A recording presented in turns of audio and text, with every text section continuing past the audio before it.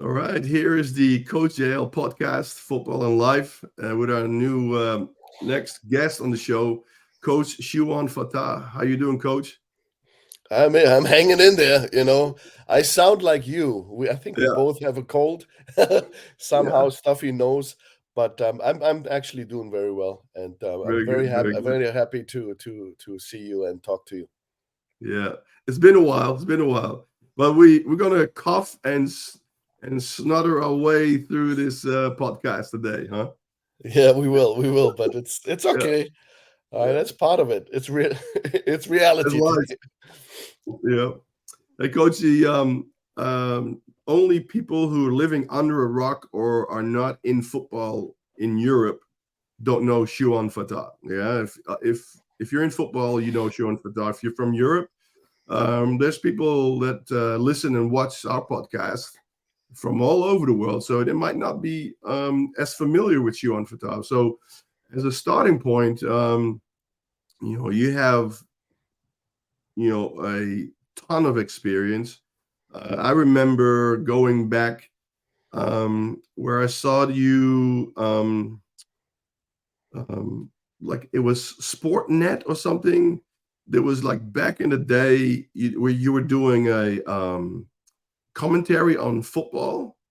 That's where I Legend. saw you for the first time, right? On TV. I didn't realize or I didn't know Shuan Fatah back then. But can you tell us a little bit about your history in football? Yeah, I mean, I what you saw, I think it was a sports channel or whatever, 1991 from Wembley Stadium, NFL Europe. But I was really young. Yeah, I started in the 80s, like most of us, with the Berlin Adler football team. That's a local team in Berlin, as a junior player, and just went through juniors. Went to the men's team, played 5 years, and then got hurt on my knee. At that time, that kind of meant at least a year or more out of the game, and I was already thinking about, and I was a young guy. I was like 21 years old, got hurt, and I was already thinking about coaching.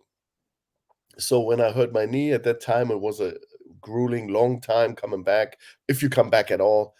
And then I said, "All right, let's go stay in coaching." That's why I'm 55 years old right now. I'm married, 3 kids, but I'm coaching for forever because I started really early. So I had a chance to doing this a long time. That's what's so unique because I started so early. Sometimes the guys are playing till 30, 35, then they get into coaching. They can't accumulate that experience I have because I did it with 21. I Mm. really went into it. Started coaching at Berlin with the Adler. Yeah, did it till the end of the or middle end of 90s. I got hurt in 1990. I got hurt, stopped playing 97, 90, 96. I realized that's what I want to do. I like coaching really early. Nobody really thought about that's being a job avenue for somebody from Europe. But I saw the American coaches coming over, making a ton of money, great housing, great cars, uh, everything I didn't have, they had. So I said, I got to bridge the gap. I got to get to the US. Because every time I asked for the job, I mean, and I got the job. I was a head coach in Berlin and failed miserably. I wasn't very good in 96. So I said, okay, I got to bridge the gap. I got to get the knowledge. And at that time, there wasn't really internet. There wasn't really, there was no YouTube. You can go get it. You have to buy books from a magazine or whatever for a ton of money from the US.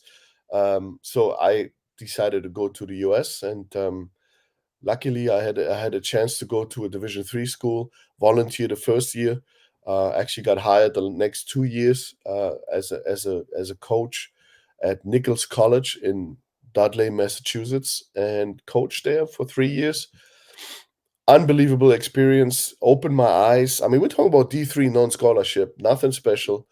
Not a very good football team, but man, just the way the coaches I had there, the head guy, the guy actually that I owe a lot is Jim Foster. He was the head coach there, former tight end, Oklahoma, Brown University. I mean, this guy was around. He gave me a shot there, said, all right, let's take the German kid over. Let him, the first year, let him volunteer, let him look into it. Shit, after a week, they knew I was well educated because we had good coaches in Berlin. Bob Griffin. I mean, there were some good coaches in Berlin. So when I went there, I was actually well prepared. I didn't really felt like I'm hanging back. You know, I just was impressed by the way they did it because it was so much more detailed, so much more, so much faster. Um, and that's something we and watching film and all that stuff, how they watched film, that was so different to Germany. Yeah, and then did 3 years, great coaches, great environment. I went back. I ended up being the defensive coordinator officially for that team, which I think is I was the first European in NCAA being a coordinator because that's we're talking about '98. I don't I don't know. Research that. I don't think anybody did it after before that because I know there were a couple of guys from Japan, Mexico, running around NCAA, but in the '90s there wasn't much. And I got a call then. I got a call from NFL Europe at that time at Nichols College. Actually, we were still had a couple of weeks going in '98, and there was a phone call, and then Wes Chandler, yeah, College Football Hall of Famer, called the office, football office. They're all going crazy there. Oh, Wes Chandler, a big name in football. They want to talk to you. Yeah, I wanted to, and actually, like, you know, they come in the room. It was dark. We watching film, and the secretary comes in, and it's like, ah, here's Wes Chandler on the phone. I'm the German in the corner. I think, okay, that must be for the head guy or somebody else. And then they're like, no, he wants to talk to Shuan, and I'm like, I didn't know what to do. And then actually, I did my interview right there. I went to the head coach, allowed me to go to his office with picked up the phone, talked to him for an hour and a half.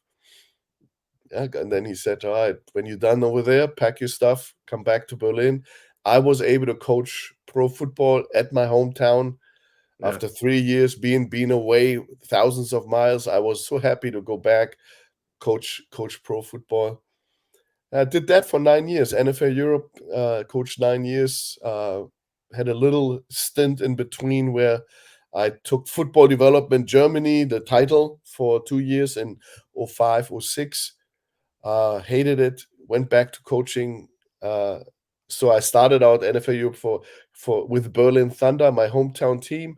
When I came back from the other job I took within NFL International, I came back and coached the Hamburg Sea Devils as a regular coach, a position coach, and won the World Bowl again. I actually won it 4 times, I think, and then they folded, and then I had to go back to reality. But I accumulated a lot of experience now, college football, professional football. It was awesome. Going back then, I took the head job with the Dresden Monarchs, very familiar to you. Did 1 year there. They were 1-11 the year before. We got them in the playoffs, beat every team at least once in the GFL North. I'm still very proud of that job. But it didn't work out for a second season. So we split. I went back to Berlin, back to my Berlin Adler. That team took them to the Euro Bowl championship, the German Bowl championship. Got a call from Austria, from one of the best teams in Europe, the Swarco Raiders Tirol. I knew I got to do it. It's the best address. So I went there for another 10 years, coached in Austria for 10 years. Was it? Yeah, 10 years. And yeah, then came back. Championships. Won a lot of stuff. Yeah, won a lot of championships. Very successful. Great area. Great team. Great organization. Great. I mean, you in the mountains. It was a dream job for a long time. But then again, you get restless. You want to move on. And I'm from Berlin. That's at least 9 hours away, 8.5. to go home to Berlin, see mom, see grandpa, parents, and all that for the kids. And so we decided in after the 2019 season, we said, all right, let's go back home, somewhere near home. And then we left Austria, came back to Germany, to the Hildesheim Invaders, because that's a team that's one of the oldest teams in Germany, but they haven't won much, and we thought, man, they are ripe for success. I mean, that's I mean, the city is behind it. There's a lot of fans. It's just they haven't, they couldn't get over the hump yet. So I thought, man, let's go there and establish something there. And but that never worked out because of Corona.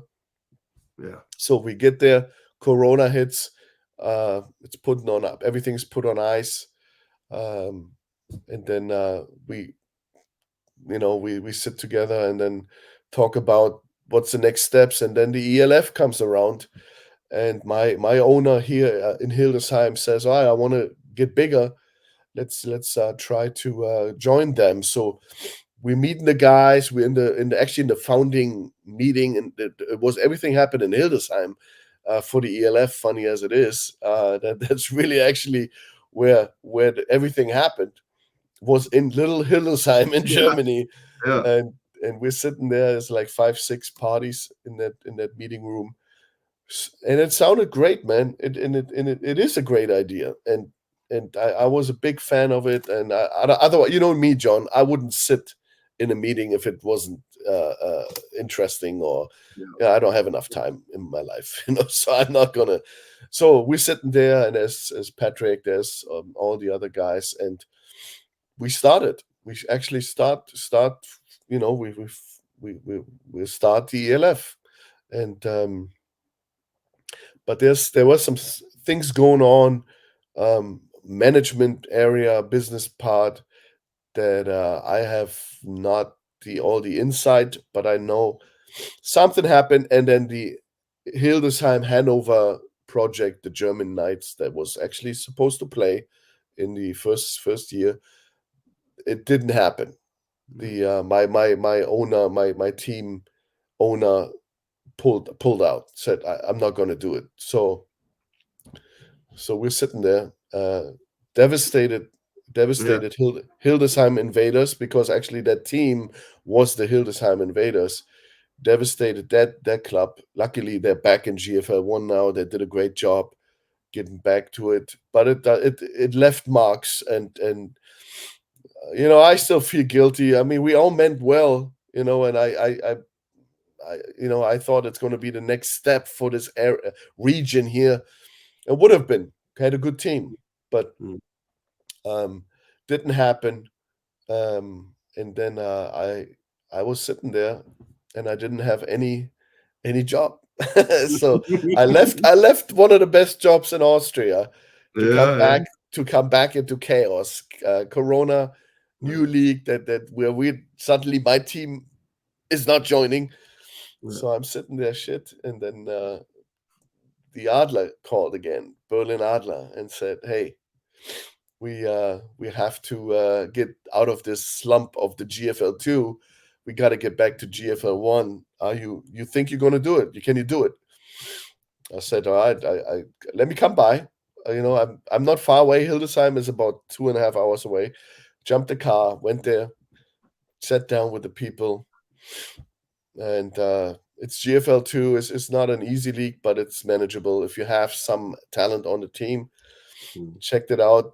Tough one. Had 20 guys on the roster. Everybody else was in the new ELF team, Berlin Thunder. Which it still went on. Just because the Hanover team folded doesn't mean there wasn't the other teams going. So Berlin was one team that was still going. So everybody was with them. So I had 20 guys. I said, that's going to be pretty hefty. And also I came in with actually I did all this with Lee Rowland, one of my partners that I was working with for a long time. Very good football coach. And I think we get into the Adlers in April, or start in April and play in June. So we had to recruit within eight weeks. I don't know how we did it, but We met. By the we went in, got the momentum, sold the idea of getting through to GFL 1 as soon as possible, and then play for the German ball. And we had a bunch of guys coming back from ELF team, from the Berlin Thunder team, like 16, 17 guys coming back. Now we're talking business because now we have a good team. So what, long story short, we win the GFL 2, unbeaten, going through, go to the GFL 1 the next year, make the playoffs. Last season, we lost a lot of players because they all, you sell this, we get them through, and then we get a push into the German bowl. If that does not come true, which was very likely not to come true, but we sold it. A lot of guys said then, all right, I'm gonna give it a shot in the ELF, which I understand because we didn't get it done in the second year as an Aufsteiger. So yeah, and then after the third year, I thought, okay, we got him back in the first league. They're on the map again. Let's take a step back, and we split after last season, and now I'm sitting here talking to John. Well, look, I'm very happy that you do so, and it's interesting. Like I know most of the story. There's a few things that sort of overlap, or like the Dresden part, and sure, I got a phone call too from an NFL Europe coach, that kind of stuff. I think you've been the longest out of the European coaches in the NFL Europe, and I think I'm the second longest. I've been in the NFL Europe for 7 years, and you're 9. Yeah, 8.5, 9. That's Last true. season. You're right, because there was a turnover of coaches. Like I remember Frankfurt was like Berenberg, Gran, Pat. I mean, we talk about 3-4 coaches. Sandro. Sandro. I mean, that's 4 coaches in that time span. Yeah. While in Berlin with the Thunder was 2, was me and Vanya. Yeah. Amsterdam, you've been there there was Robert before, I think. Marcus, Robert, Joost. Yeah. So yeah, I don't know if you've been the second longest. I know I hung around as long as I could. Well, but now, so I talked about this meeting that we have the last couple of weeks with somebody, or a couple times. 2007, the league meeting in Frankfurt. Were you there? No, I was in Mexico. You remember? You mean that meeting when they told everybody? Yeah. No, I was at that meeting. I'm in Cancun. I just arrived. They told us in the morning at breakfast. Yeah. So that story, the way I remember anyway, right? Managing director walks onto stage, like does one of these, hello, how you doing?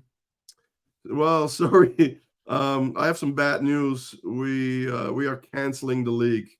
Thank you for coming. Very good. Good luck in your future. Goodbye. And walks off.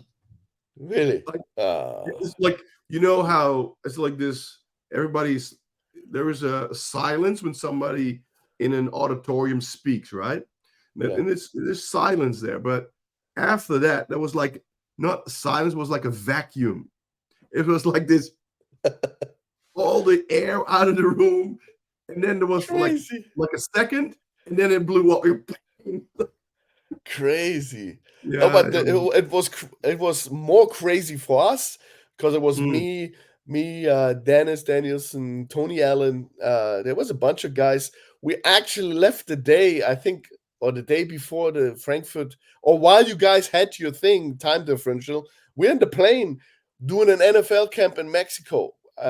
So while we're in the air, we're getting fired, so we're getting out of the plane. I think we're going to bed. We're arriving there. I think it must be night in Europe. So, and then in the next morning, you get up, jet lag. Okay, but you're pumped up, ready to go for the NFL camp in Mexico, doing it for the league and all that. And I remember I got my coffee in my hand. Tony Allen walks up, and it was the same. And what can he say? He's just standing there, and it's like, I got bad news, guys. you you're all fired. and I'm like, hey, can't you tell me that 15 hours earlier? I could have stayed home. I'm in Mexico now. Amazing. Well, it wasn't his fault. I mean, obviously they told him then, okay, tell you guys. And actually, I don't know. Actually, what happened is they told everybody you can leave if you want to. You can go right now. We rebooked the flight. Claudia always did that. So we and I think most of the American coaches left. They're all the head guys. There were a couple of head guys from NFL Europe. Most of them left. You know who stayed? The European guys. Yeah, of course. We stayed. The only thing we told them is we want a better hotel. Well, we're in Cancun. So I said, hey, there's some nice resort over there. So we talked to NFL Mexico or whatever. And we said, hey, we'll run your camp. We do your stuff. But we got to upgrade a little bit because, it wasn't very nice where we stayed the first. It was okay, but it wasn't. I'm not very picky, but there was more like a construction area. So they did it. I had a great week in Mexico, but obviously you were fired. Well, fired. Hey, but it was I just noticed I have a few of these left. Like I know you had a stash of the NFL Europe stuff. Do you still have some? Sure, I got boxes you still wear it? Upstairs, and I do sometimes. I mean, they're using the ELF is using a lot of Galaxy names of the old NFL, so I can't wear that because I'm not ELF and I don't want to steer anything up, but I have it. I wear it at home. I got Thunder stuff, Hamburg Sea Devils, mostly that stuff. Yeah. Hey, the one of the first questions that I always ask guests on the podcast is where and when did we meet for the first time? Do you remember? I think I remember the last time we spoke. That's not so long ago. Yeah. Do you think it was Team Europe? Was it Team Europe where we coached in Louisiana or somewhere with the European Junior All-Star team? I mean, definitely we met when you came into the league as a national coach. But I don't know. So we had the European camp in Düsseldorf. Yeah. So that we met there. But I think that was the first time. I think I knew you from 2000, Cologne Crocodiles. But I didn't know you personally. But I know you've been a defensive coordinator for the championship team. So I knew that. So you've been I knew your name and knew that you coached, but I didn't know you personally. And then when you came in the league, I think you know how it was. People got hired. The league starts in whatever April, May, June, and early in the season we have a national camp in. That's probably where we met. There you go. Sure. Look. I was now. See, when we start talking about this, memories come back. I was at a testing combine in Berlin. Now, I don't know if that was my first year or my second year, but that was when we got the big Swedes testing coming down. Lundgren was one of them, I think. Lundqvist. There you go, Lundqvist. Yes. And there was one of the. He was not as wide as he was, but he was taller. Was red hair.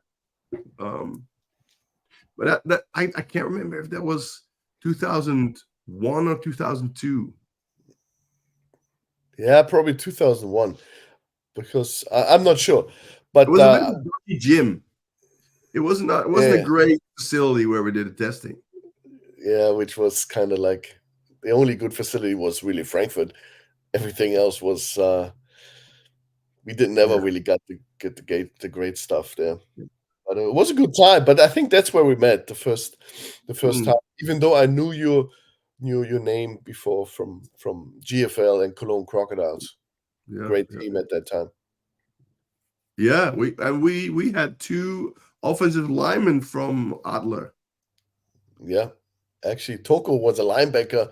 And You had a Toko was a linebacker from Adler. Yeah, yeah, yeah. bunch of guys. Yeah, it seemed to be like in the past, a while ago, it seemed to be like if you really want to win the championship, you better bring some Berlin guys in. Braunschweig Lions did the same. Mhm. Hamburg Blue Devils. I mean, I remember playing the Hamburg Blue Devils one year, and we standing on the sideline, and they're playing at our stadium from Hamburg, and they had more Berlin guys on offense than we had, or on defense than we had on our defense or offense, whatever, vice versa. They had more Berlin guys on the roster than we had at that time on the field against them because they just recruited Berlin kids, Yeah. and Well, that's what Braunschweig is did. is Berlin the biggest city of Germany? Yes, yes. Yeah. I It's the biggest. remember I remember driving, like driving through it on with a team bus, going from the hotel and to the stadium, and sometimes we at the end we went with a train, bullet train, Mhm. ice Yeah, train and stuff, and it was like a huge city, like it's it's and vast. later on the GFL, it's from driving from Dresden to Rebels or Adler, like it's huge city, a lot of people. A lot of people, it takes you forever to get from north to south to east to Mm, west. That takes you. I mean, you can spend some time on the city highway, like in LA. Even though it's not that many people, as not in comparison to like like you have in Australia maybe, or US. I mean, it's like 3.54 million in the city, okay. 5.56 in with the surroundings. Yeah. So pretty moderate number if you think about it. Like, I Yeah. mean, there's those 12 million cities, 22 million cities. It's not that huge, but Yeah. it's packed. It's just packed, and traffic is just crazy. Yeah. Uh, the only city that was worse I experienced was London. Yeah. Yeah. That's Look, Melbourne is about 4.5, 5 million people. Yeah. So it's pretty big too. And you don't see a whole lot of big apartment buildings. So Mm, Germany or other big cities in Europe will have bigger apartment buildings that we don't really have them here. So we have apartment buildings, but downtown in CBD, Central Business District, there's high rise and stuff, but everything else is generally, 3, 4 stories high, and that's the most of it. But most of it is just houses flat, So mm. hey, I'm moving on, Coach. Congratulations, the German Hall of Fame. You know, Look, I'm not sure what the rules are for this. I guess you don't have to be retired to be eligible, right? So to me, it was always a formality that you were going to be in the Hall of Fame. Look, look, there are some guys that have been successful in Europe coaching. Um, I can't think of somebody, a European, who've coached in Europe for, like you said, as long and it was that successful or has won as much. So, like I said, for me, it was always a formality to get it. Mm. Was there a ceremony or how did that work? No, it's funny because actually, I was on the panel of people picking those guys for the Hall of Fame. That All right. it used to be removed from the federation, and it was just a group of an organization that organized it, run actually by a fan of football ran it, did a Okay. great job with it, and we had the panel of guys who were not eligible to get voted in. He told us at the beginning, I do this for 2 years, and then you go out of the jury or the panel that picks it, and then you can put your name in the throw your head in the hat and get picked too. 6 7 years later, we're still on the That's panel what and picking the guys and helping with some other guys. We decided who actually goes into the Hall of Fame. Now, with the change of regime in the president, with the AFVD, with the German Federation, there was a big change. New personnel, new people running the federation. They said, "Hey, let's take that thing from the organization and integrate it into the AFVD, into the federation," which is a great move. and it's awesome. I mean, this is something that never happened before, and that's why the new people running the federation are really good people. They do understand. They have a football instinct. They're not so narrow-minded, and they took this whole thing over and kind of integrated now all the Hall of Famers that were picked before. They're now officially Hall of Famers of the German Football Federation, which makes sense. I mean, obviously, we didn't pick, Right. we picked the right people. No, you got to trust us. Yeah.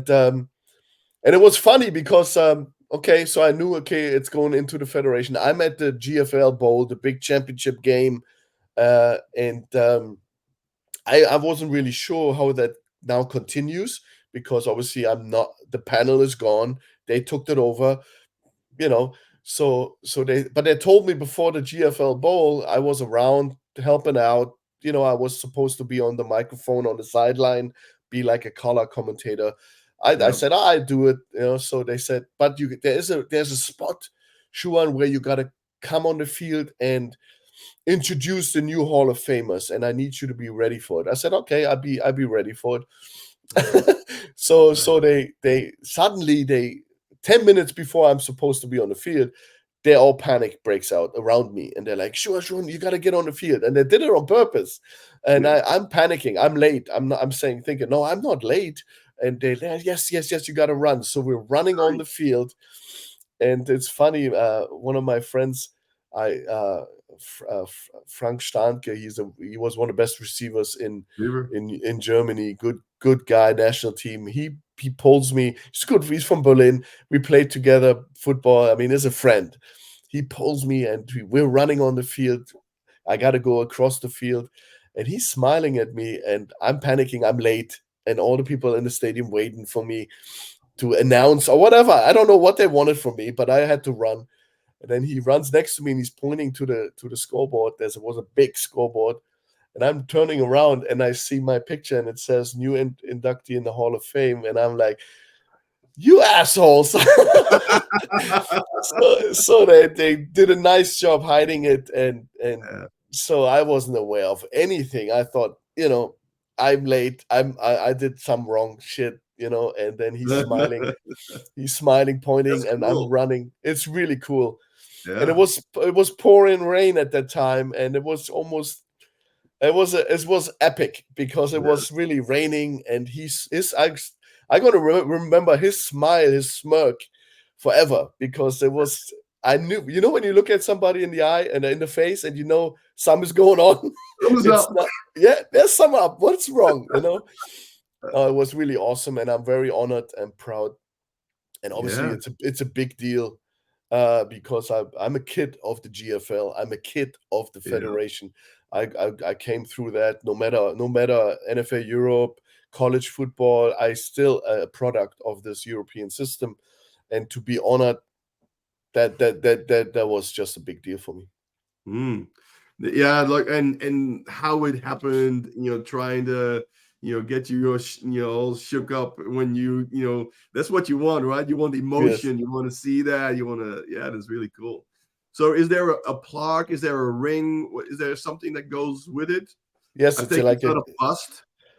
no, no, there's no bus, but obviously you get a certificate, and you have I think it's a crystal glass thing that says, you're inducted, when you inducted, what your name, federation logo. Well done, well done. Obviously, they they How they many? do they do things right. Yeah. How many inductees in the Hall of Fame are there? I think it must be around 30, 35, 40, Okay. 35, 30, around 30, I think. Could be more. We did this a long time. I told you, we did this for Yeah. 5, 6 years, 2, 3 every year, maybe 4 every year. I mean, I don't know. I got to count them. I actually went through it, just to thank everybody. And it was about 40, 30, 40 guys. Um, Because yeah, I remember seeing some names that I've known, over the years, or like Werner Hippler is on there. sure. Um, Now one of your I'm bad with names a lot of the Yeah. times. Big offensive lineman was also in the NFL Europe back in the day. I mean, Coached the national you team. got Gerald Olszewski, you got Yes, yes, yeah, Olszewski from the Düsseldorf Panther, you yeah. got man, there's so many of them there. I mean, Marcus Becker, one of the early running backs for the Panthers, Marcus Düsseldorf, yeah. legend. Markus Finke, Cologne Crocodiles. He's in there. Uh, Yeah. there is Ali Reza Aklagi, Cologne Crocodiles. There's a lot of Cologne guys because you were so dominant Yeah. for a while. Dominant with only one win. Michael David, yeah, but you still. I mean, I remember being in the championship game against Cologne a couple of times. Yeah. They've been always in the semi or in the final for a long time. You guys made it. You won it with your crew. But Michael Davis, legendary quarterback. Cliff Madison, legendary quarterback. Good guy too. Yeah, Ziggy Gerke got in with me. All It right. was Ziggy, Cool. Peter Springwald, a couple of other guys. Yeah, I mean Now it's you when you mentioned Frank Stanke, right? yes, So this goes back to my early days watching European football on European TV. And so were you coaching the Berlin Adler when now forget this again. When Cliff was the quarterback? no, actually not, because when I became the head, yes, I was on the staff when Cliff was playing, but I wasn't the head coach. Right. If that's what you mean, but I Yeah. was an assistant coach, defensive coordinator, and I actually played together with Cliff. I was also, I mean, I used to be on the same team as a player, but I never coached him as a head coach because I had when I got the job in '96 as a head guy offered, I had to. They told me get rid of Cliff. We want a new quarterback. That's what management told me, Right. which was crazy at that time to ask Mm, that. But I was 26 years old, young, excited to get the job, and I didn't know how to do it. So, yeah, yeah. but But no, but yeah, so it was Cliff was on the Adler team, and then Frank Stanke. I remember that sure, name. Blonde, short, really short yes, hair. And then here's one is a it's one name I have to think about it before I say it, but it's running back Tariq Al Habash. oh I probably butchered that name a no, you bit, did it right, but that Tariq was Al Habash. I was just, I play defense, right? I'm looking at these games and be like, oh my God, how good is this guy? Right. Yes, So yes, I was watching that on, I think it was Sportnet. It was not Eurosport, like Sportnet or something. And Sportkanal, yeah. there was something that, like that's back in the day, man, like right in the beginning of it all. And it's amazing because the name, because it's you always when you are at that time, in comparison with now, obviously players get bigger, faster, stronger. The game Mm, evolves into something else. But at that time, if you talk about a Tariq Al Habash, I mean Tariq Al Habash is he was exceptional. He yeah. was. I always call those guys time travelers. They are actually so far ahead of their time. And Tariq is a player. Everybody in Berlin knew he's the best running back in Berlin. Now Yeah. he didn't really play that much with the big teams. He was a Berlin Bear. That's Right. his home club. So he spent a couple of years with the Adler. That's probably where you saw him because Mm, of the exposure the Adler had, playing Euro Bowls, playing international, playing first league.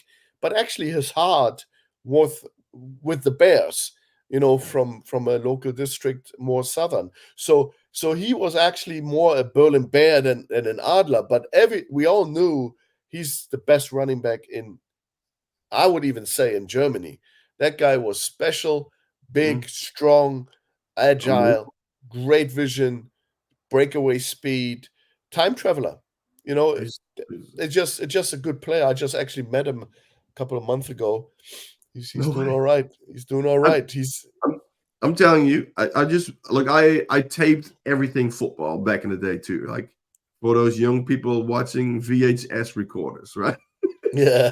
So I taped everything, and I've seen that game over and over, right?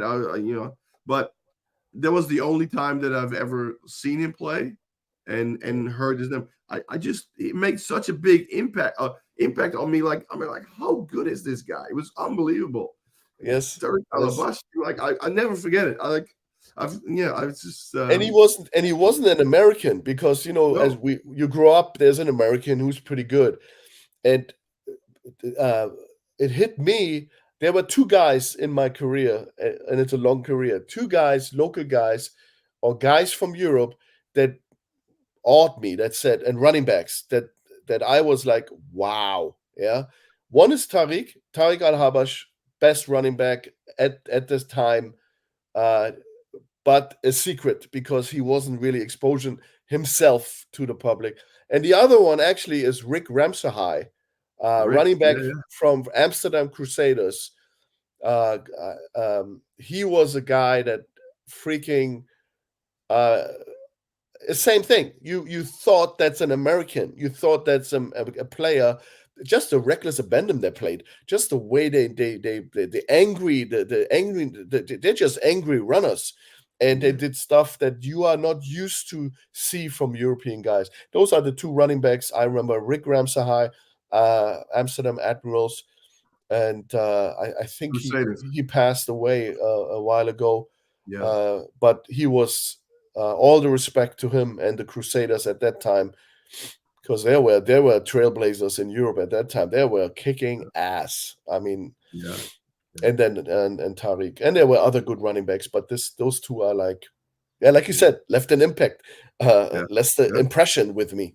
Just like you said, like when you saw these games, it was mid 90s from the Crusaders, right? Early to Yeah. mid 90s. So right now, coach, I don't want to tell, but it's like 30 years ago. So Ouch. yeah, look, and it's not these are not names that you hear every day to remember, but they left an imprint, right? So Hmm. and so um another congratulations. You are the new head coach for the German national team as well. Yeah, actually, I mean, beginning of the year, I took it over. With the like I said, there was a big shift in the federation. Old management left, new management in. New management is people that I trust, people that I believe in, people that are. Fuad Medanovic is the new president in Germany. Good guy, good people.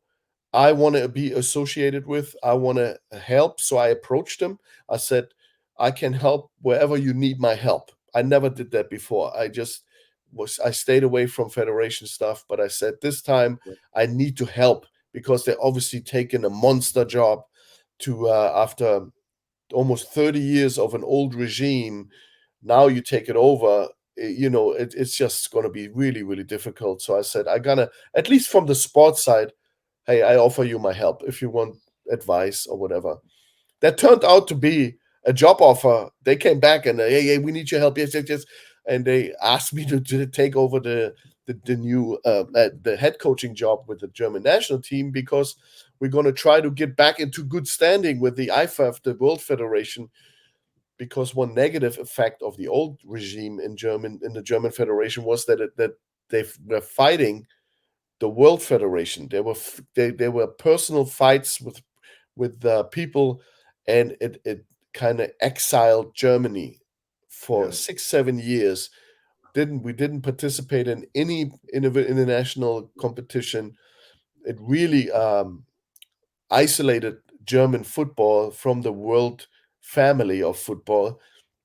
And I knew now with the new change, we got to get back into it. And I want to do everything in my power to get Germany back into good standing with the world football family, world American football family, because we belong there.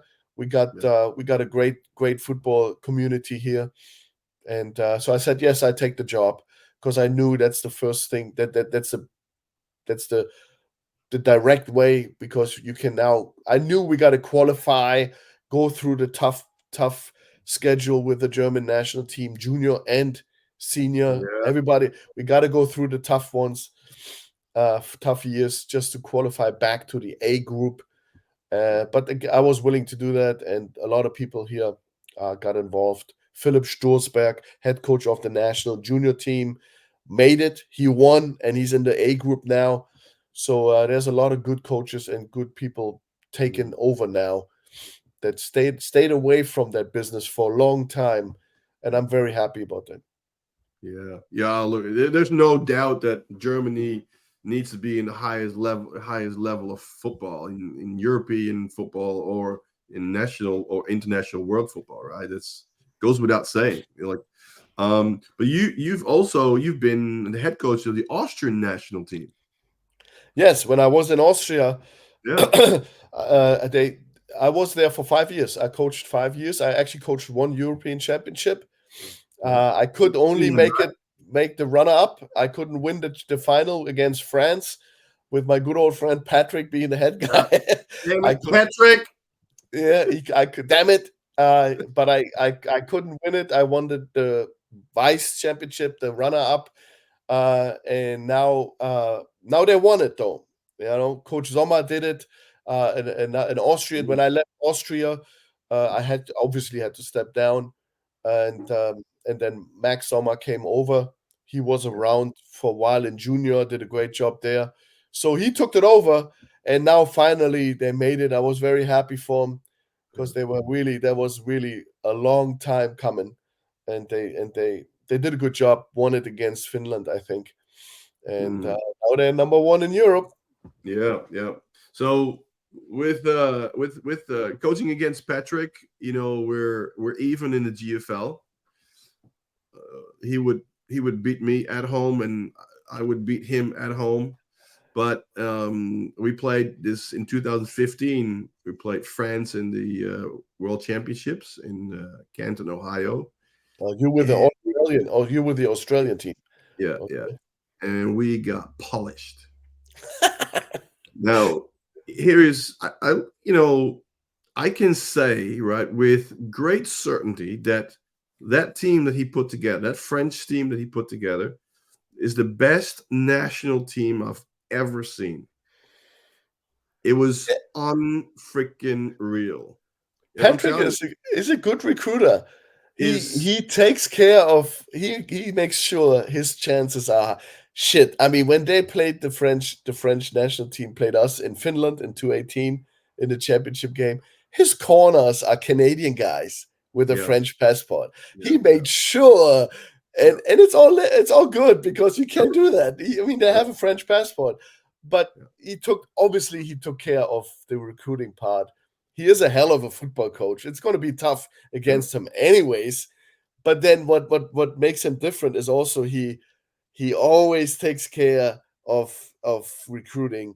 I remember when he was in Kiel, we played him in the German Bowl. We lost Kai Callahan, our starting American quarterback, in July. We played with a kid from the German third division who did a great job.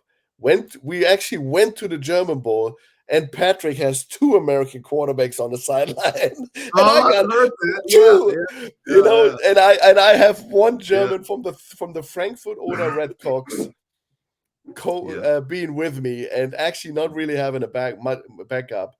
So it was always with Patrick, who did a good job to be around an environment where people were able to cater to that need that he brought. I think I remember he brought in a quarterback from Louisiana State or whatever in September.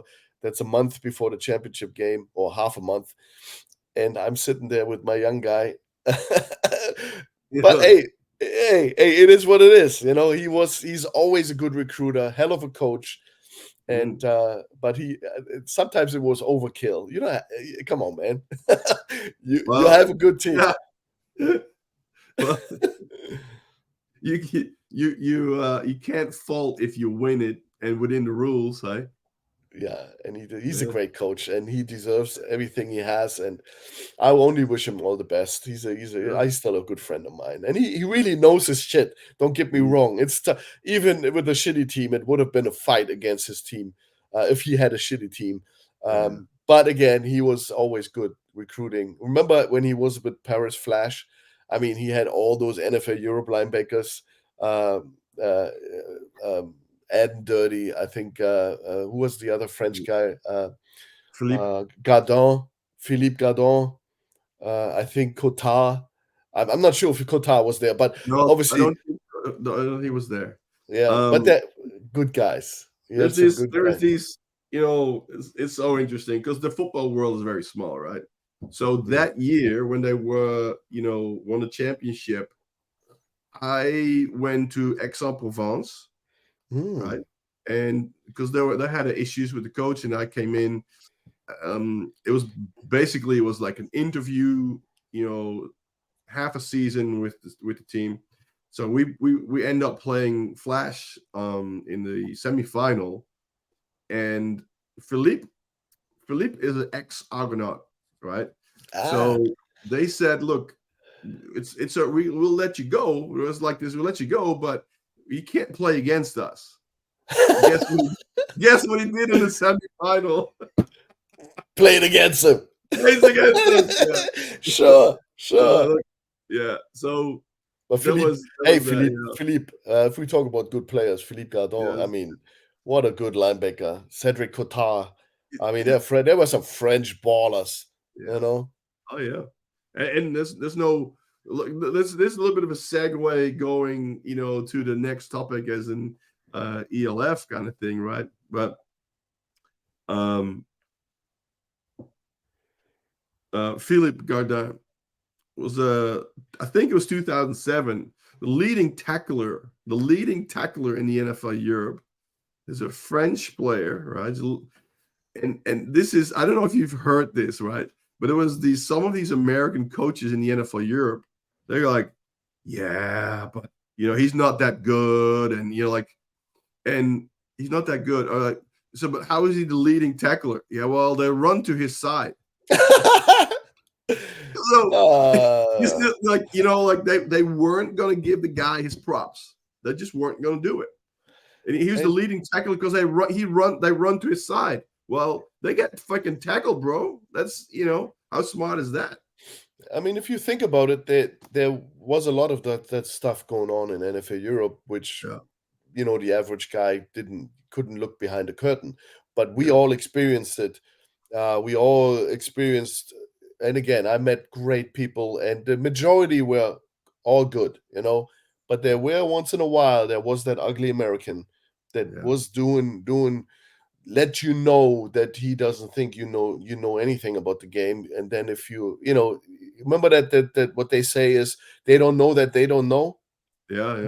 which in itself, I mean, I'm sitting in meetings and the Americans say that about the Europeans, and I'm sitting there and I'm thinking to myself that just to say that is a very offensive, because it gives you no chance to defend yourself or to prove yourself, because I don't know that I don't know. They Yeah. tell me I don't know that I don't know, so I got no chance out of this trap. So for me, it was there were humbling situations, uh, even though in general it was a very positive experience for me. But Yeah. a couple of people were not.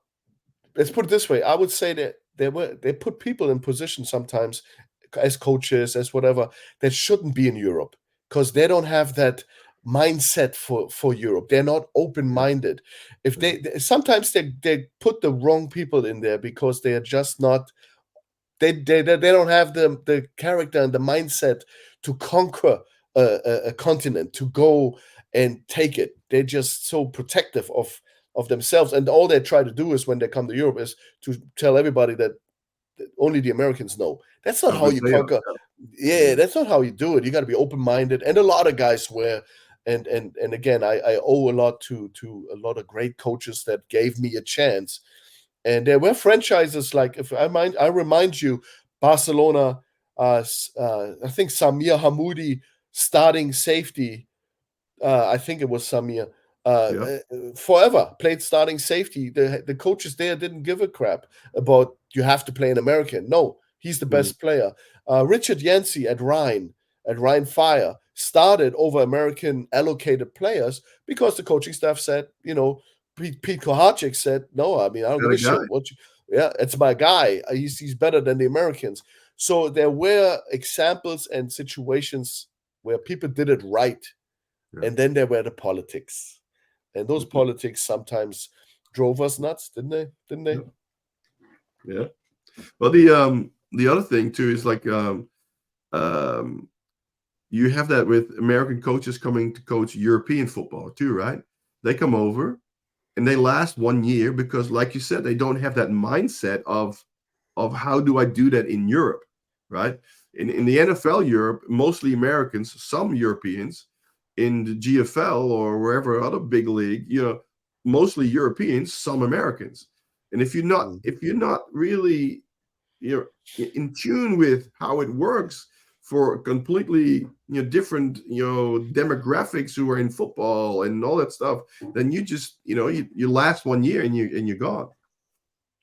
Yeah, do you I haven't mentioned this for a while. It's like, any idea how I got my job in the NFL Europe?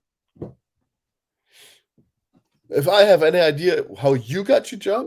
Yeah. I don't know. I don't know. No.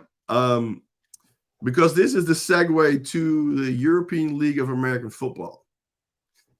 There you go. How does that work, right? So in 1995, I write a letter to Oliver Luck. Okay. I said, well, guys, you are trying to implement pro-American football in Europe. This is what I feel you should be doing. You should create a level that is under the NFL Europe World League level, right? For the local teams. You should supply with some players, supply with coaches, so the local European football scene that improves, and that's where you can get your players to come play in the NFL Europe or in the World League. I never heard back from Oliver Luck, but I heard back from the Amsterdam Admirals front office. And so that was my first time that I got in touch with the Admirals. It took me 3 times to get the job, though. That was the first time, and it was 2 other times that I was in the picture to get the job. And then obviously the last time in 2000, the end of 2000, I got the job then. But that's how the European League of Football, to me, is a natural extension of all the football leagues in Europe to lift it to a higher level. I mean, it is first of all, it's funny, as you say, that you need 3 times to get into NFL Europe, because actually I was interviewed in 96 for the Frankfurt, when they came back, the 96 Frankfurt national coach Florian Berenberg got it. And I was in a race with him, and he got the job. And hey, I thought I'm out of it, and then you see how it is, and then the full circle, I get an offer from Berlin, and I can stay home and do the same. So, but it's funny. There's all that stories. But yes, ELF is I think is doing a great job marketing wise. They show everybody how you should do it with the how you should market a product like this, how you should present it, that it's we all know they're not all professional players in ELF. I mean, they are like semi-pro. They make a couple of $100. Some of them make a little bit more. So we all know that's not the difference to the GFL. I think people make more money in GFL than they do in ELF, which, as a fact, I know they do, because they pay more. They have no salary cap, and with the fight with the fight for players in ELF, they have to pay more to keep them. I was so people don't understand that a couple of guys, American quarterbacks in ELF, they are under a salary cap. So it's capped at a specific point. It should be. That's what it says that's what it was. And so if you know now there's a GFL team that can recruit the same guy, they have no salary. I mean, GFL Bowl MVP, Jalen Henderson. He can play anywhere. He's a great quarterback, former Boise State, great player. He plays in Potsdam. Why is he playing in Potsdam? He could be playing for the Rhine, or he could play because he makes more money. Potsdam is a great organization, and I disagree a little bit. I don't think in the top 5, top 4, I don't think ELF is playing a better brand of football. Rheinfire is an exception.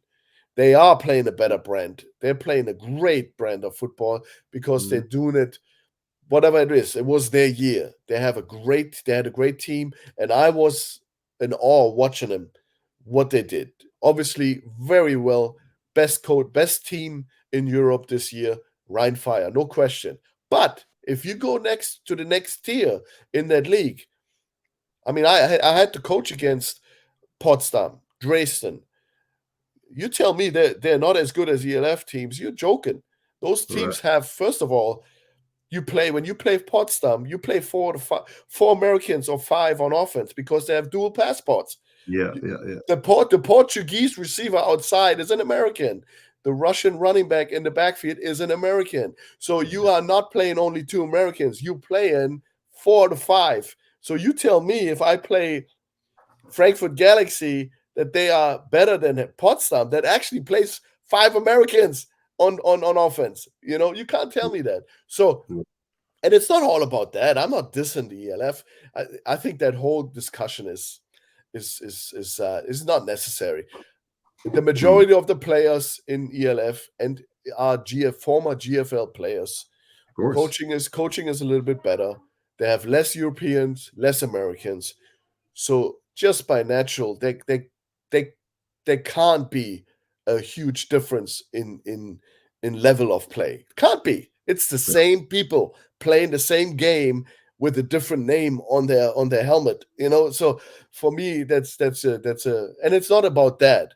Where they're so much better is marketing, TV exposure, TV presentation, all the other stuff that makes this game, which is an entertainment game. NFL, it's an entertainment business. It's not a sports business. NFL is entertainment business. So they understood that, and they're selling it much better than the GFL and other leagues in Europe. So I give you that. That's for me, the biggest difference is management, marketing.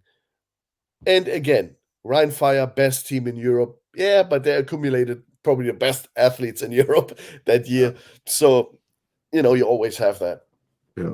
Well, it's an interesting point. But ultimately, I think my years in GFL, if I look back, is like there's a top 4, say 2, maybe 3 teams in each North and South. They always a few steps ahead of everybody else. Now, with the smaller divisions in the ELF, right? Who are the top teams? Well, the Rhine Fires, the Vienna Vikings, the Sea Devils, Galaxy, Raiders. That's sort of the bigger brand names. Sturge came in surging, like doing his business, right? Yeah. That there, if you take those big names, and there was a bit of a drop off for the ones that under there. Is it going to level out where the novelty of the ELF is wearing off? There's a little bit more money in the GFL, maybe, and then people will go back and forth more. What do you think? I mean, it all comes back to it. It all will come back to what is the GFL or the GFL group of people running it. What are they going to do? Are they and I see big strides to get to the point where the ELF is they work. It just everything takes much longer because it is not a company where there are short lines, one phone call in the ELF and it's getting done. Here it's a federal system. Everybody has a vote. Everything has to be voted. Everything. So we comparing apples and whatever. It doesn't work like this. So it will be always slow in GFL. Progress, change will be slower than in ELF. That's the strength of the ELF. They can move much faster. Yeah. But it will come down to how the GFL, because I think, like I said, you can play in the ELF and make a couple of €100, or you can, if you market yourself pretty good as a player, you may get some more. You can make I believe you can make more money in GFL because of the need of players. Need and demand. I mean, let's talk about it. And no salary cap. That unless you're cheating left and right in ELF and nobody gives a crap, and they're all paying people whatever they want, which I don't think is happening. GFL is first off, you're American, want to make more money. Your exposure is different.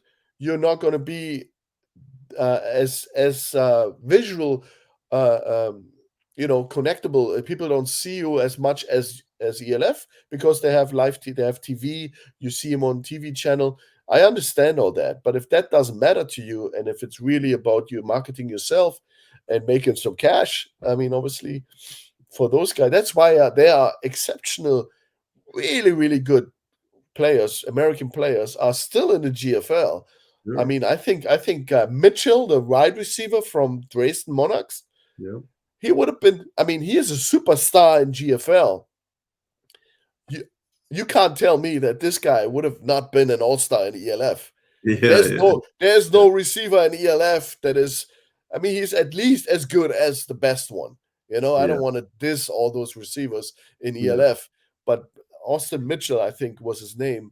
Yeah. You tell me that guy is not a superstar in ELF. It doesn't matter where he goes in Europe. He's going to be a superstar. So there's great players that are playing in the GFL, and there's a reason for it because they probably could have gone to ELF. It has money. It is maybe a great around. I mean, Dresden Monarchs is a great organization, good people. They do have all the resources. They probably have better resources than most of the ELF teams with the field, with the lifting facility. I mean, they're like a small college, and that's and those things, they do matter. They do matter for players from the US. And you mentioned it, there's five teams. Vienna and Swaco Raiders, Vienna Vikings, Surge, Rhine, Frankfurt Galaxy. Now I'm not sure yet what else is there, because everything, it's like a second tier, even though Hamburg is a great brand, they haven't done anything last season. And I hope they get back to good old strength. Should be. So, but I can find those 4 or 5 teams. I can find in GFL, Potsdam Rebel. I mean, I got the New York Alliance. I got the Dresden Monarchs. I got the Schwäbisch Hall Unicorns. I mean, you look at Saarland, they play great football. You look at Allgäu, they're throwing that ball left and right. If Allgäu, I mean, and Coach Elias Gnifke, if they bring that, if they would have with the personnel and people and strengthen it a little bit, get better guys, you put that in ELF. That's a hell of an offense, throwing the ball around. I'm just saying, you can always find the same on the other side. So as a head coach for the German team, do you have any restrictions in terms of picking elf players? No, I can. And that was a big part for me. When I took that, I said, come on, guys, let's be open, have an open eye shield visor. I'm not a politic guy. I don't want to do politics. We gotta get the best German team on the field. If it hurts feelings in some corner of Germany, or it does make you, I don't care. We got to get the players to represent your country is something special. And I don't think politics should hold up any of those players from being a Team Germany football player. It is a huge honor. It's a big honor for me to be the head coach. And I would hate to see politics not allowing players to be on the German national team. I would hate that. And luckily, like I said, people are smarter now. People are much more open. People running the show in AFVD Uh, People still don't want to believe it, but man, it's different. They're Yeah. open visor, they listen, and they was it a big discussion? Yeah, it was. But you see what at the end of the day, to be reasonable worked out. Yeah. To understand the big picture worked out. Don't be a micro. This guy hurt my feeling last year, and I don't want to have. And he was an ELF. Bullshit. Let the boys play. It the easiest way, right, to make decisions is what is best for the players. That's it. What's best for the team. That's it. How do I get Yeah. back my best team? How does it, what my decisions are based? What is best for the team? What is best for the players? That's it. And if there's other reasons why you can or cannot do stuff, that's something else, man. That's no good. You want German passport, German player, national team. Here we go. That's all that should be there to be qualified, and you shouldn't be disqualified because of your alliance to a league or something. So I'm all with you, yeah. And luckily, and also what's good for the game, what is good for the game should be always a factor, and the sport, because it can Well, go to that part too, what where is this. the path for Team Germany now to get back to the top of Europe? Okay, we had a game scheduled in October 28th against Israel. Now you know the political situation right now and what's going on with the war in Gaza. So obviously they had to cancel this game. So Yeah. for us now, this being a qualifier for the A group, we were prepared. Obviously, we had everything organized. It was supposed to be a great happening, um, in Frankfurt. First game after 7 years coming back. But again, it is what it is. Game canceled. So now we're kind of in limbo. Now, obviously, there's talks with the World Federation, IFAF, and obviously Mhm. there needs to be somebody who has to make a decision how we going to handle this. Yeah. I mean, Yeah. obviously, there's an extreme situation that developed over there, and Yeah. it is crazy. But at the same time, we need to know what's going on, Yeah. because obviously the schedule and the calendar What's comes next? So comes around. So yeah. uh, we're still awaiting if we do have to. Are we going to play this game or not, and stuff like that. And the schedule, but the schedule world schedule. Uh, we gotta requires us to have two games next year, one away, one at home, probably towards the end of the year 2024. So there will be two Länderspiele, two games against other countries as a mandatory. So Okay. so for us, it's like, Qualify?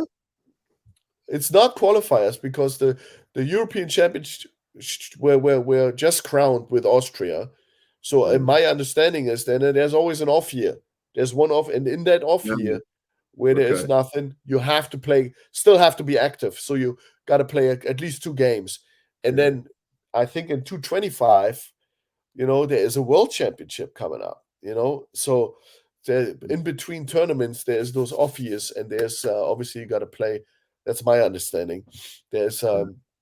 there you have to play two Länderspiele, two games against other countries. But with us having that Israel game as a qualifier still hanging over us, we don't know if it's going to be three games. Is it two games? Because John, it's always a money issue. How many Yeah. camps can I have? How many tryouts can I have? And that's all happening right now.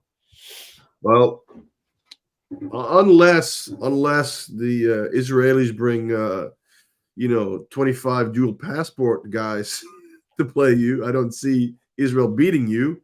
But um yeah, that's a tough deal. That's a tough deal. But look, to me, I always said this, and when I saw you announced as the head coach, I thought, all right, Germany got his shit together. Because, like, for the longest time, we were like, what are we doing? There's so many players that miss out on these international games. You can Yeah, only play for so long on that level, right? So they miss yeah, out. That's one. And teams look, Austria, you've been there for a long time. Austria has great football, has great football players, but when head coach Fatah gets, all the GFL and all the L players come and try out for Team Germany, I don't see a reason why Germany shouldn't kick the ever living crap out of Austria, because that's how good German football is. Now, Yeah, I mean, we have a big pool of yeah, good athletes, but what the strength of Austria is that they have having a small pool out of really good teams sure, can also help, because the sure, core of the Vienna Vikings guys, the players from Vienna Vikings, Innsbruck Raiders, they are very, very good football players. mm, So at the same time, if you don't have the luxury of a huge country, a lot of kids playing, which is a challenge also to find everybody, for them it's the strength of small uh teams. Are guys are maybe divided over 3 teams, 4 teams. That's mhm, where your team comes from, well coached. So it's all relative, as much as you have great athletes, great, you get, first of all, you got to find them all. You got to have the budgetary means to do what Austria does, because Austria, they do have a lot of money, because they obviously getting support from the government. Now they won the European Championship. I right, just can't. I mean, they make it. They that the national team is a money generator for Austria, which is good. You know, so being a European champion now there's a lot of money coming in. All right, they're going to prepare not just for us, for anybody that's going to challenge them. Obviously, um, uh, I'm not stupid enough. I coached them 5 years. They will be prepared. They are oh, yeah, yeah, some good. There's some good coaches. sure, And what also the strength is for Austria is that they, and I don't know where it comes from, because they do have Americans playing that position, is they have always good Austrian quarterbacks. quarterbacks, You know, that's something that is interesting. Vienna Vikings do a great job developing quarterbacks. They're mainly from the Vienna area, and it pays, because they are good quarterbacks around in Vienna area. And in Germany, look how many quarterbacks are starting in GFLs too. yeah, that's true. Is the Gerke son in Schwäbisch Hall, Ian Gerke, and you got a player in Paderborn, you know, Mm. which is not enough if you really Yeah, look at that it, can be you tough to know. find. Yeah, yeah. Well, I know firsthand how good Vienna Vikings are when we played them with Dresden in the Big Six.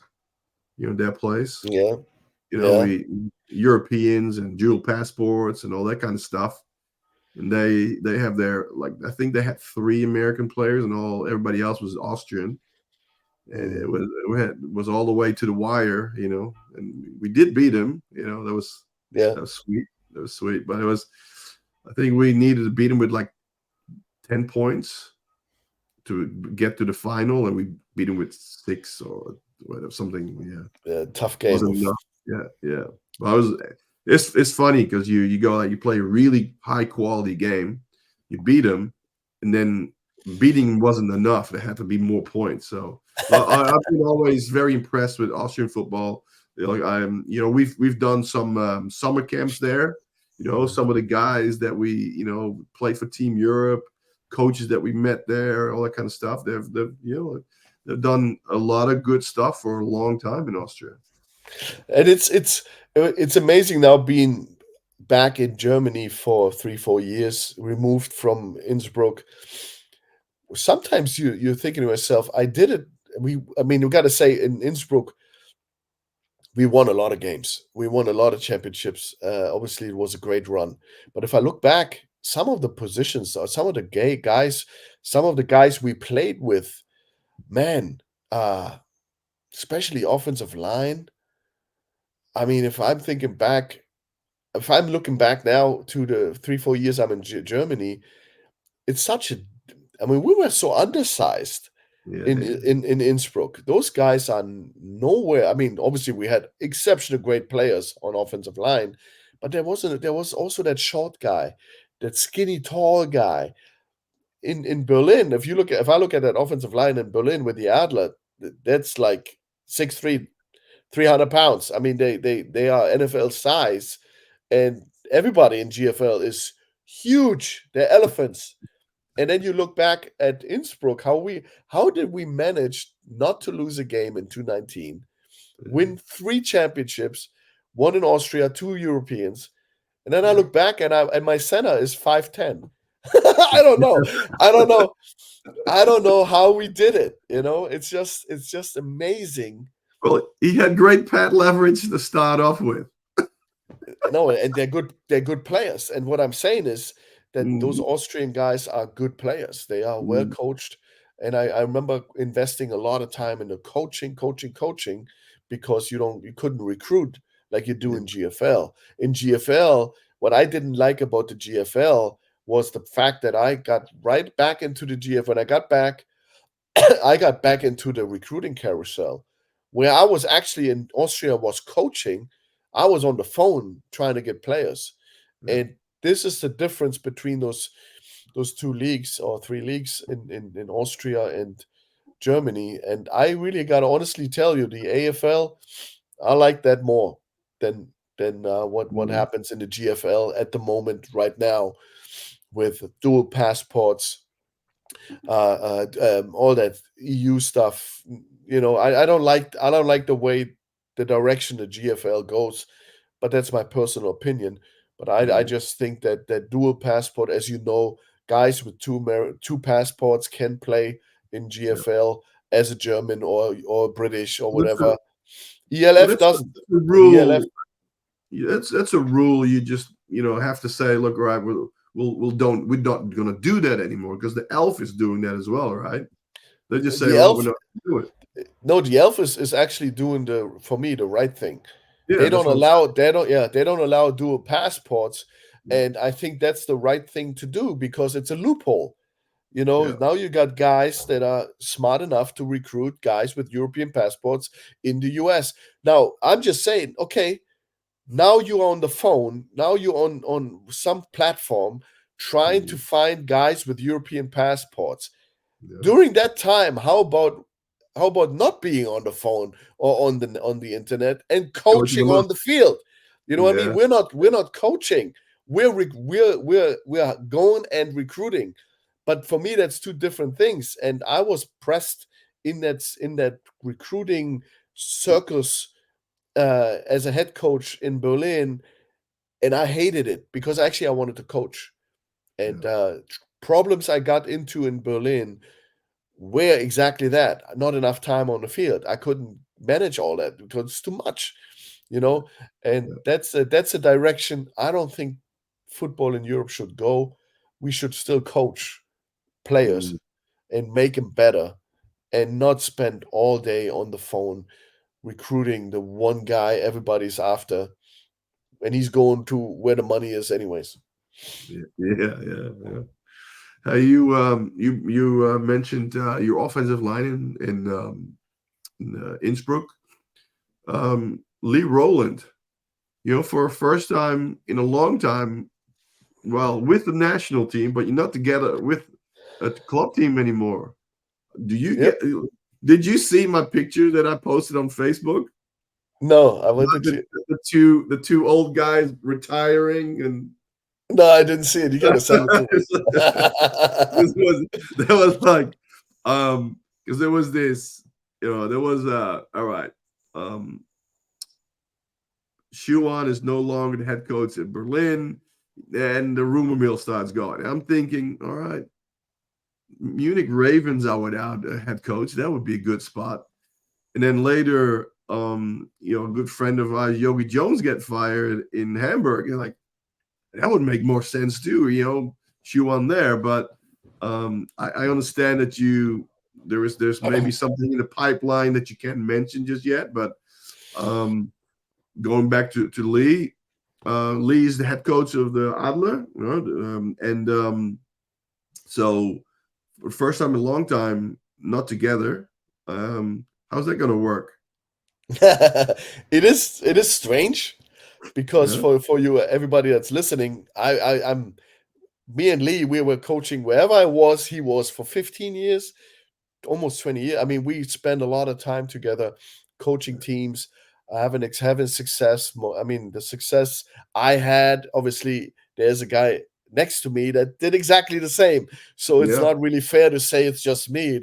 One of the most successful coaches in Europe is Lee Rowland because he Yeah. has the same titles. He has the same thing. So Lee is a hell of a coach, good friend. But I was when I coached in Berlin, I'm not living in Berlin. I'm living in Hildesheim. So Hildesheim is about 2.5 hours away. So I had to Right. commute. I had to commute weekly to Berlin. Now, with a family and 3 kids, after 3 years, it came to the point where I can't do it anymore. The club don't want to do it anymore because they want their coach there every day, 24 hours, which I couldn't supply him with. And we kind of knew, me and Lee talking, we kind of knew I'm not going to move to Berlin because it's too expensive to live there. So I said, Lee, I'm not going to keep doing this.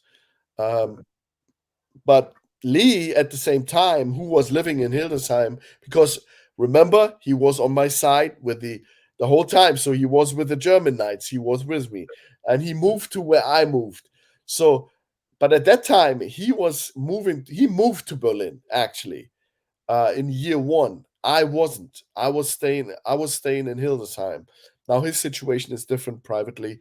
No kids anymore. They're all out of house, so him and his wife, they can get a place in Berlin somewhere. I have 3 kids, 5 persons household, very expensive. So he moved to Berlin. So now we get to the point. Okay, I'm not gonna keep doing this, but you are sitting in Berlin. And then obviously the Adler are smart enough to offer him the job when I left, and he took it, and he's going to be fine. And that's the smartest move they can do. For me, obviously, I got into a situation where I was a little bit nervous, but then obviously there was a lot of phone calls, and Hamburg Sea Devils, obviously, a great job. I mean, I would have loved to do it. They offered me a great job there, to be part of their organization. But then talking to my wife, it would have also included commuting again, and just coming out of a situation where I had to travel a lot for 3 years. I said, I just want to take a step back now for a little while. I just want to make sure I take care of the family, which Mm. struggled a lot, and just give me a breather. I just need a breather. Yeah. And I really thanked him, and I think Hamburg is a great job. I think it's a great city. I coached there already one year. Remember, I was in 2007. I was a coach with the Hamburg Sea Devils in NFL Europe, winning the World Bowl. So my experience with Hamburg is Yeah. is freaking. It's awesome city, awesome Yeah. time, and I'd love to I would have loved to take that job, but then again, I said I got to do what's good for the family. And then obviously there were other opportunities, other chances, uh, and then I didn't know what's going to be what's going to happen if I'm taking an ELF job. What is the ramifications for the national team job? That's all uncharted territory. I mean, I told Yeah. you they're all open now. Maybe it would have meant nothing. I don't know, but you would have opened a new can of problems, and I Yeah. didn't know where that's going to go. So I'm sitting here now, and I'm actually happy to have some breathing room. Hey, don't get me wrong, the Berlin Adler job was a tough job. I tell you, that Berlin area with Potsdam Royals, Berlin Rebels, and all the other teams around, Berlin Thunder, ELF in town. That is Mm. that's a shark tank, and I tell you, it is special, and you better have thick skin to go in Yeah. there and Tough. be successful.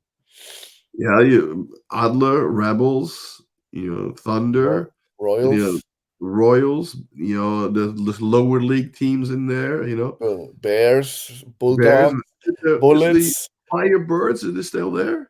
Thunderbirds. Thunderbirds. They're still there. Thunderbirds. Yeah, Hey, you mentioned 07 Sea Devils. I remember they had a great defensive line that year. Mm-hmm. Oh my God, we're playing. Do they still call it a Volkspark Stadion? I don't even know what they call it now, but it's not The Volkspark Stadion. arena. It has a I new, remember obviously that sponsor. stadium. Yeah, I remember. They had some serious defensive linemen that year. I remember. Yeah, no wonder they won the championship. I just know Benny Scholler was on that team. Remember Benny Scholler, German guy from Berlin, Yeah, played for us. Was a leading sacker in that D front. I think he was sharing the sack title for that defensive front. And he's a Berlin guy. He's a German guy. Went on to play in Canada in the CFL, and I think he's still there. That's only because they slid away from him, man. That's the only reason he got all the sacks. That's how they make plays, So this is don't start thinking about that stuff again. It makes me hot. But Hey, Coach, I think what are we at? We're almost an hour and a half in. I had a great time catching up with you, man. That was really good. I would look if you're up for this. Do you have a whiteboard in your house, Coach? No, not really. No. All right. No. I was would like to invite you to do like maybe a football talk one time if you have time. Yeah, we can do that. I mean, I can find a whiteboard. Obviously, they're not expensive. Yeah, something like that, or you do it off Huddle or something like that. But that would be good. Like I said, I had a great time catching up, and a lot of football that we talked about, a lot of history too. That was great. Yeah, like these old guys. We're starting almost right at the beginning of football in Europe, and I hope it's interesting for people because it is what we're talking about is the roots of everything, and if you don't have roots as a community, as a football community, then obviously you're gonna, and if the wind blows, you're gonna fall over. So what we're talking about is the 80s, is the guys. I hope some of those names stick with people that are listening to this podcast because it is the roots. I mean, this game is over 40 years, almost 50 years old now, and we are in Europe. And I think it is always important not to be shallow, because with all the NFL hype and all the good stuff that goes on, I love the NFL, don't get me wrong, but it's freaking shallow. It is shallow. Those guys that are interested in football now, which is not a negative, but there's no roots. They just join a movement that enjoys this sport. Now we're talking about being part of a movement. Nobody watched it, and we're part of it. And it's important to understand how deep those roots are going, that some of those guys we're talking about not even are here anymore, but they are being big part of developing and establishing football in Europe. And it's important, never forget those guys. Yeah, well said, well said. And like you were always talking about, everybody's always standing on the shoulders of giants before us, right? Nobody start doing this all by themselves, and or few people do that. Like you have those trailblazers who go out and do stuff, but everybody still needs help at some point. Like it's but it's come a long way, football. Right, but so the local club that I coach here in Melbourne, right, the Croydon Rangers, right, next year is also 40 years. Wow. Yeah. See, 40 years. So I think there's a handful of teams around the country. I know the Raiders in Sydney is one of those older teams that have been around since 1984. That's when I started. Wow. And see, now we get at a point where the kids of the founding fathers playing and getting, and now you get generations now. Yeah. You know, I coached in Berlin. I coached kids of players that I played with. Yeah. You know, Yeah. so it is the circle is closing. You know, I mean, and now you're talking about relevance. Now you're talking about guys that are actually played a career, come out of it, went on with life, and now the kids are playing. I think, and if you get to that point, it's then you're established as a sport. If you can survive as a sport that long. Well, that's right. And you have history, right? I mean, some of the names that come to mind for me, right, would be Martin Hanselmann, who Sure, started coach his son. You know, I don't know if what's Martin's son's name. I I don't know. forgot, but Yeah, yeah, I don't know if he has kids, but he would maybe start football. Obviously, this Coach Gierke with his son, like there's some guys around that been around for a long time. yes, You, yeah. So Siki. now I I believe you have three girls, don't you? No, I got a boy in the middle. Okay. That Yeah. was that's the youngest out of the three. No, he's in the middle. There, I got Oh, okay. All a right. girl 5, a boy 10, and a girl Right. 14. Oh my And God. but actually, the 14-year-old girl, the oldest one, she's actually the most talented. She's playing flag football, and she's actually very talented Okay. flag football girl. My boy is playing middle linebacker and flag. I don't know. We got to see. We got to see how they develop him, because right now the game is too fast for him. But he lines up like Ray Lewis. He looks like Ray Lewis. Oh, good. But Oh, good. just got to There teach him you more. go. But so he's 10. He's 10. Right. I'm just Well, happy they're doing some sort of sport, and now they sure. ended up being with the Invaders in my town here, being a flag in the flag team. They're doing a great job, winning a lot.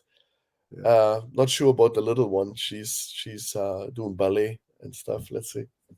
Well, there was back in the day, there was stories about NFL players doing all kinds of other stuff. And I remember there was, I'm not sure who it was, but doing ballet and others doing karate and all kinds of other stuff to work on balance and movement. So multiple sport athletes, that's what we're after, right? When they're Mhm. young.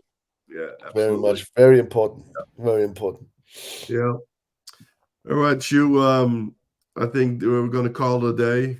It's about time to go to sleep here. Yeah, I got to get up and get breakfast Yeah, yeah. because All you in right, man. Australia.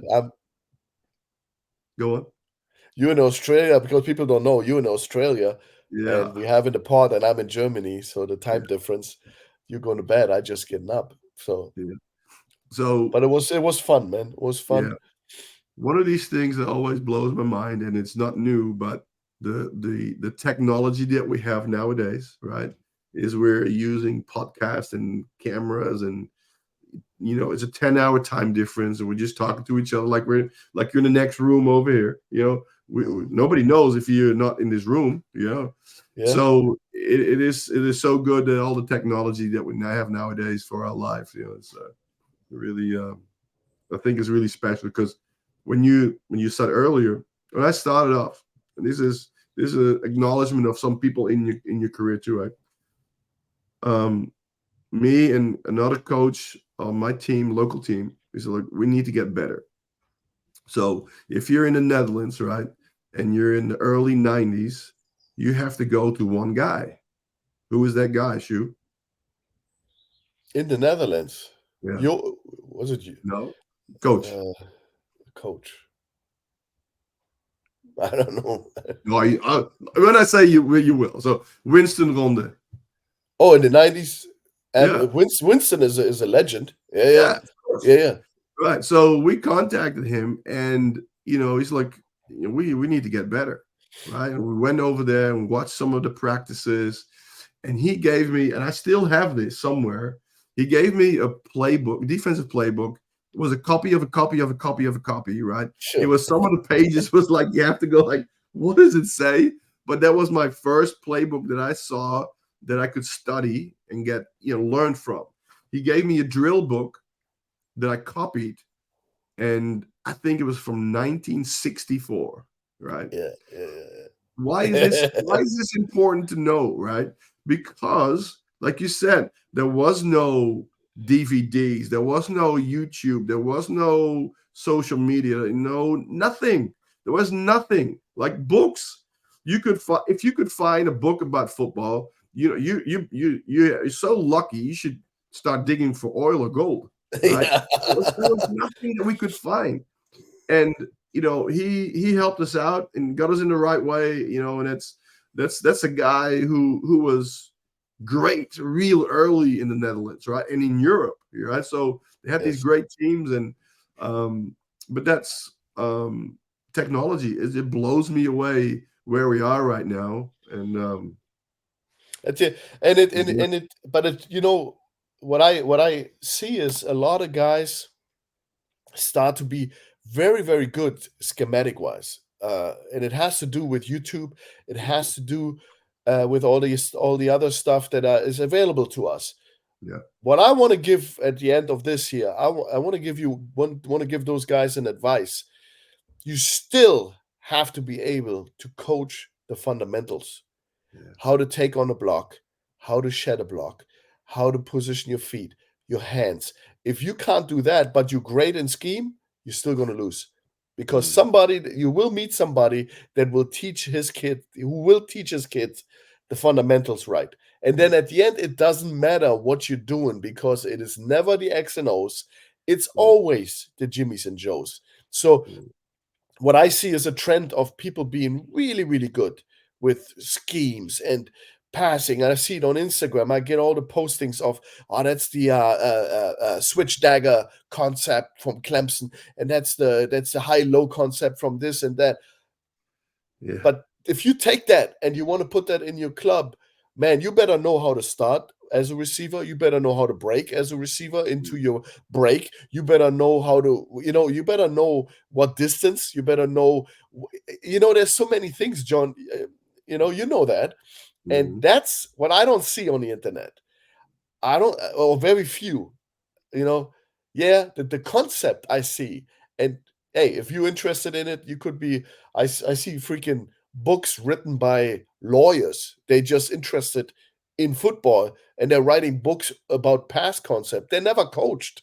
they, oh, shit, they but they really? but they're just, yeah, those things you can get. Yeah, People publishing books that are not football coaches, but they're very intelligent, yeah, gathering information and putting it together so you can understand it. So a guy that has analytical thinking and can gather stuff and can write a little bit doesn't even have to be from the field of work to give you a book about schemes. yeah, yeah. So how can you differentiate in a time like this, John? How can you differentiate yourself from the other ones? Because obviously you are in competition with a lawyer that has not coached, that probably knows more about pass concept than you are because he Yeah, wrote a book about it. yeah, But how you can make a difference there is fundamentals. All the yeah. shit we learned, John, in the 90s with the NFL Europe, wherever we've been, all that stuff we learned, and that's what this is my treasure trove. This is Yeah, my information I really like sharing. I mean, anybody can give you the newest pass concepts and impress the team. But when it comes down to fundamentals, can he teach it? That's the point. yeah. And look, I have nothing to add there, and that's a great point to finish this off, Coach. That's um, yeah, nothing to add. Like you need. I always say this: when you build a house, you don't start with the roof; you No. start with the foundation. Yeah. Yeah. And if you can do that well, you're gonna be always on the Yeah, winning end of things. yeah. Now you can put something solid on top of that. All right. Hmm. All right, Coach. Thank you very much for your time, man, and good luck with Team Germany. I am 100% convinced it's going to work out pretty good for Team Germany with you at the helm. And see if we can Appreciate talk soon, eh? appreciate it, John. All right, it was fun, man. Yeah, absolutely. That's why I do these. I'm having fun talking to people, getting better. All right. All right, Coach. See you later. See you. Bye-bye.